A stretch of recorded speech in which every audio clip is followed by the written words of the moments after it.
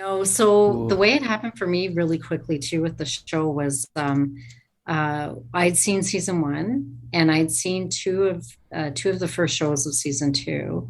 And I had friends and colleagues say you should apply for this. It's kind of up your alley. And I thought, oh, this is crazy. So I did put my name in and I got a call right away. And they said at production out of New York said, hey, we've already picked our potentials for season three.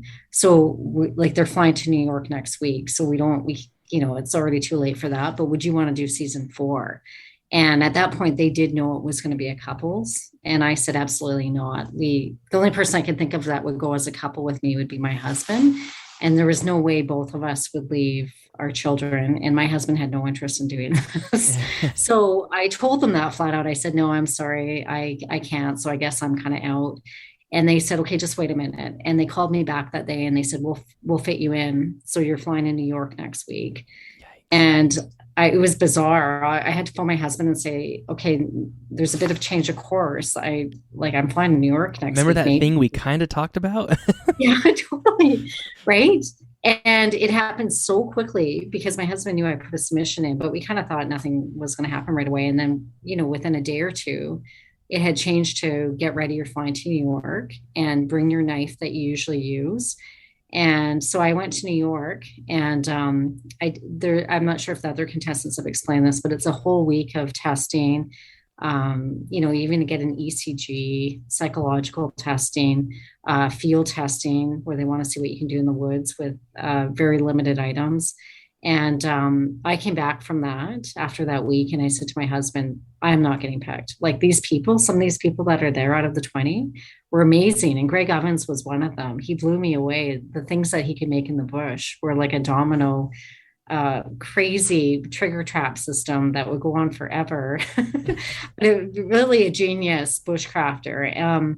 But then, sure enough, by the end of that week, I think it was 5 days later, they called me and said, hey, do you want to go for season three? Because you're one of the potentials.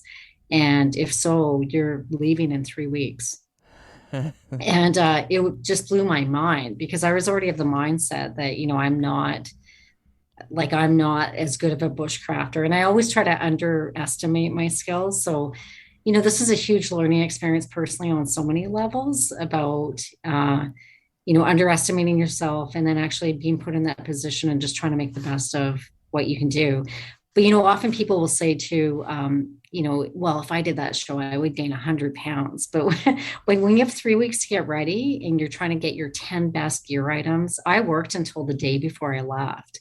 And I had a family. I had to line up a nanny to help my husband out because it was the summertime up here. It was winter down in South America.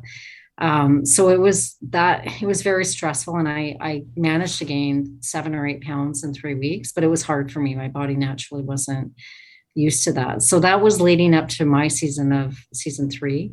And then just to walk away and leave your family behind and get on a helicopter and get dropped off in a spot that you haven't. So I knew about 3 weeks in advance that I'd be flying to Bariloche in South America, but I had no idea where.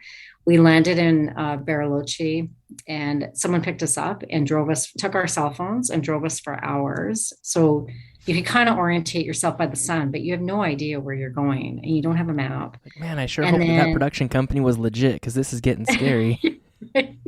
Well, they spoke English when everyone else was speaking Spanish. So I kind of figured my odds were pretty good. It was the right production company. But yeah, so no, you don't really, and where you're stationed, leading up to getting launched for the 6 days in advance is substantially different. Like where we were stationed, there was rabbits and hares and all of us were like, oh my gosh, this is going Getting to all be excited. great. We're going to be eating hare every night. But we were actually flown up about 3,000 feet into the Alpine, and it was way different up there. I had one hare I had caught in my traps a couple of times and it escaped, and that was the only hare I ever saw. And then there were some boars around in the middle of the night, and then they quickly left as soon as the snow fell. And then the fish started to really dwindle as the weather changed as well.